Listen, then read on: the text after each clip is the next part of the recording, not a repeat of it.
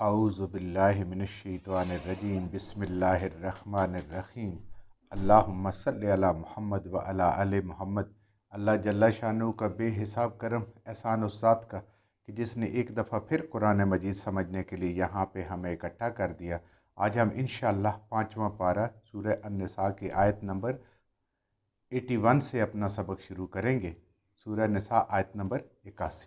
अऊज़ु बिल्लाहि मिनश्शैतानिर्रजीम बिस्मिल्लाहिर्रहमानिर्रहीम व यक़ूलूना ताअतुम फ़इज़ा बरज़ू मिन इंदिक बय्यत ताइफ़तुम मिनहुम गैरल्लज़ी तक़ूल वल्लाहु यक्तुबु मा युबय्यितून फ़अहरिज़ अन्हुम व तवक्कल अलल्लाह व कफ़ा बिल्लाहि वकीला। व यक़ूलूना, और ये लोग कहते हैं, ताअतम, कि हम इताअत करते हैं आप सल्लल्लाहु अलैहि वसल्लम की। ये मुनाफिकीन जो हैं ये कहते हैं कि हम आपकी इत्तबा करते हैं, आप सल्लल्लाहु अलैहि वसल्लम की फर्माबरदारी करते हैं। फ़इज़ा बरज़ू, और जब ये चले जाते हैं, बाहर निकलते हैं, आपकी मजलिस में बैठते हैं, तो ये कहते हैं कि हम आपकी इताअत करते हैं और आपकी इताअत अल्लाह की इताअत। और जब आपके पास से चले जाते हैं, बाहर निकलते हैं, आपकी मजलिस से बाहर निकलते हैं, मिन इंदिक, यानी आप सल्लल्लाहु अलैहि वसल्लम के पास से बाहर निकलते हैं, बय्यता ताइफ़तुम मिनहुम, बय्यता, ये रातों को मशवरे करते हैं, ये रातों को आपस में मशवरे करते हैं। ताइफ़तुम मिनहुम, इनमें से एक जमात, ये जो बैठे लोग होते हैं इनमें से एक जमात जो मुनाफिकीन की जमात है, आप सल्लल्लाहु अलैहि वसल्लम के पास बैठ के कहते हैं कि हम आपके वफादार हैं, आपके साथ हैं, लेकिन ये रातों को मशवरा करते हैं। अब रात को ज़्यादातर ऐसे काम किए जाते हैं जो गुनाह के काम होते हैं, नेकी के काम बहुत कम रात को किए जाते हैं, बहुत कम लोगों को अल्लाह ताला की ज़ात तौफीक है। आप देखिए जितनी चोरियां होती हैं और इस तरह के जो गलत काम होते हैं वो सब रातों के उनके वक्त होते हैं। तो अल्लाह ताला कह रहे हैं ये रातों को बैठ के आपस में मशवरे करते हैं। गैर अल्लाज़ी तक़ूल, उसका उलट, उसका गैर, जो ये आप सल्लल्लाहु अलैहि वसल्लम से कह के गए हैं, यानी इताअत का उलट, वो नाफरमानी की बातें करते हैं और वो इताअत नहीं करते। वल्लाहु, और अल्लाह, यक्तुबु, लिख लेता है, क्या चीज़, मा युबय्यितून, जो वो रातों को मशवरे करते हैं, जो वो रातों को मशवरे करते हैं आपस में मुनाफिकीन, अल्लाह फरमा रहे हैं कि हम उसको लिख लेते हैं। अल्लाह तो वैसे हर चीज़ को जानता है, हर चीज़ फरिश्ते लिख भी रहे हैं, लेकिन यहाँ ख़ास तौर पे उनको ये कहा गया है ऐसे लोगों के लिए कि जो दीन के ख़िलाफ़ साजिशें करते हैं, दीन का काम करने वालों के ख़िलाफ़ साजिशें करते हैं। और नबी करीम सल्लल्लाहु अलैहि वसल्लम के वक़्त से ये बात चली आ रही है और ये क़यामत तक होती जाएगी, क्योंकि ये कुरान में लिखा गया, ये कुरान की बातें हैं। अल्लाह फरमा रहे हैं कि हम उसको लिख लेते हैं, यानी ये बहुत बड़ा एक धमकी वाला और डराने वाला काम है कि अल्लाह वैसे भी लिखते हैं, फरिश्ते लिख रहे हैं, जानते हैं, लेकिन इसके बावजूद अल्लाह ये याद करा रहे हैं उन लोगों को कि दीन के ख़िलाफ़ काम करने वालों, दीन के काम करने वाले लोगों के ख़िलाफ़ काम करने वालों, रातों को बैठ के मशवरे करने वालों को कैसे इस कुरान के ख़िलाफ़ बात की जाए, कैसे इन लोगों को ईज़ा पहुँचाई जाए, तकलीफ़ की जाए। अल्लाह फरमा रहे हैं, लिख रहे हैं। फ़अहरिज़ अन्हुम, नबी करीम सल्लल्लाहु अलैहि वसल्लम से कहा जा रहा है और आपके ज़रिए से आपकी सारी उम्मत को कहा जा रहा है कि ऐसे लोगों से एराज़ करें, ऐसे लोगों की बिल्कुल परवाह ना करें, उनके बोझ दिल में ना लें। ये बहुत बड़ा काम होता है। क्यों अल्लाह ये कह रहे हैं कि ये लोग तो उस रब के भी वफादार नहीं हैं जिसने इनको सब कुछ दिया हुआ है, अकल, समझ, बूझ सारा दिया है, अपना रसूल इनमें भेजा हुआ है, अपनी किताब इसमें इनके पास भेजी है ताकि इनको हिदायत मिले। ये तो उसके वफादार नहीं है, तो ये आपके और उम्मत के वफादार कैसे हो सकते हैं ऐसे लोग। आरिज़ आनम, इनसे एराज़ फरमाएं, इनकी परवाह न करें, इनसे मुंह फेर लें।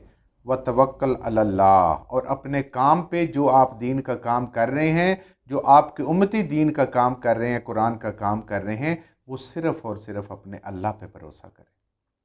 लोग सारे भी खिलाफ हो जाएं, अकेले रह जाएं, अपने रब पे भरोसा करेंगे। कामयाब वही लोग हैं जो दीन का काम करने वाले हैं। अल्लाह पे तवक्कुल करना है, और जो अल्लाह पे तवक्कुल करता है वह कफ़ा बिल्लाहि वकीला, تو اس کے لیے اللہ کارساز کافی ہے، اس کا کام بنانے والا کافی ہے، اس کا نگہبان، اس کا خیال کرنے والا اللہ کافی ہے۔ ایک اللہ ہو جائے، ساری مخلوق اگر خلاف ہو جائے تو انسان کو کوئی پرواہ نہیں، کوئی فکر نہیں ہوتی۔ حضرات انبیاء کتنے ایسے ملیں گے قیامت والے دن کہ پوری کی پوری مخلوق ان کے خلاف تھی، اللہ تعالیٰ نے پھر بھی ان کو کامیاب کیا۔ آج بھی اگر کوئی دین کا کام کرنے والا ہے، سارا زمانہ اس کے خلاف ہے، اس کے خلاف سازشیں بھی کر رہے، کوششیں بھی کر رہے، ذہنی بھی پریشان کر رہے، جسمانی بھی پریشانی ہو رہی ہے، اور اللہ پہ بھروسہ کر کے وہ اپنا کام جاری رکھے ہوئے ہے، تو اللہ اس کے لیے کافی ہے۔ تو یہاں سے ہمیں یہ سبق ملتا ہے کہ دین کا کام کرتے ہوئے، کوئی اچھا کام کرتے ہوئے اگر کوئی بیچ میں سازش کرتا ہے، بیچ میں کوئی پریشان کرتا ہے، تو ہمیں اس سے اعراض برتنا چاہیے۔ اگر اعراض نہیں کریں گے، ہم پکڑ کے سچ اور جھوٹ الگ کرنا شروع کر دیں گے، گواہیاں ڈالنی شروع کر دیں گے، تو کیا ہوگا؟ اصل کام سے ہٹ جائیں گے، دین کی جو وہ خدمت اور دین کی جو محنت کا وہ کام ہے اس سے ہٹ جائیں گے۔ تو کبھی بھی جو انسان اپنے مشن میں لگا ہوا ہوتا ہے، کسی مقصد میں لگا ہوتا ہے، اس کے خلاف اگر کوئی بات کرتا ہے تو اس کو درگزر کرنی چاہیے، ورنہ لوگ اس کو مشن سے ہٹا دیں گے، اور وہ شادیاں اور گواہیاں اور ان میں، اور اس نے کہا اس نے کہا، کسی کو منہ پہ کرنا، کسی سے پوچھنا اور اسی میں پریشان رہنا، اس کا وقت ضائع ہوگا۔ وہ رب پہ توکل کرے، اللہ تعالیٰ بہترین کرے گا اس کے لیے، اور اللہ کافی ہے اس کے لیے۔ افلا یتدبرون القرآن، قرآن کی ہر آیت بڑی عظیم ہے، لیکن ایسی آیتیں جس میں تدبر کے لیے اللہ تعالیٰ انسان کو دعوت دیتا ہے، یہ انسان کو غور اور فکر کرنا چاہیے ایسی آیات پہ۔ افلا، تو پس کیا نہیں، یتدبرون القرآن، تدبر کرتے یہ لوگ قرآن پر، قرآن کو تدبر نہیں کرتے۔ اب تدبر دیکھیں تدبیر سے ہے، تدبیر ہم اس کام کو کہتے ہیں جو کوئی بڑا کام کرنا ہو تو اس سے پہلے ہم سوچ بچار کرتے ہیں، تدبیر کرتے ہیں کہ اس سے کامیابی کیسے ملے گی۔ اب ایک چیز ہوتی ہے جس پہ انسان غور و فکر کرتا ہے، اور ایک چیز ہوتی ہے انسان سطحی سی چیزیں دیکھتا ہے اور اس کو کرتا ہے۔ تو اللہ تعالیٰ دعوت دے رہے ہیں انسانوں کو کہ آپ چیزوں کو سطحی نہ دیکھیں، قرآن کو سطحی نہ دیکھیں، اس کے اندر غور کریں، اس کے اندر جائیں، اس کے معنی کو سمجھیں، اس کے مطالب کو سمجھیں، تو پھر تمہیں پتہ چلے گا کہ اصل قرآن کیا ہے۔ تو تدبر ہوتا ہے تدبیر کرنا، کسی چیز کے انجام پہ غور کرنا، کسی چیز کے نتائج پہ غور کرنا، یہ تدبر ہوتا ہے جو انسان کرتا ہے۔ اللہ فرما رہے ہیں کہ انسان کیوں نہیں غور کرتے اس قرآن پہ۔ اب قرآن کا لفظی معنی بھی کیا ہے کہ صحیح سمجھ کے بار بار پڑھا جانے والا قرآن، پڑھے جانے والا کلام، یعنی ایسی کتاب جو بار بار پڑھی جائے اور اس کو سمجھنے کی کوشش کی جائے، اور ہر انسان کو اس کی سمجھ کے مطابق اس میں سے حکمت ضرور ملے گی۔ تو غور سے جب انسان بات کرتا ہے، سنتا ہے کسی کی، تو انسان کو اور سمجھ آتی ہے۔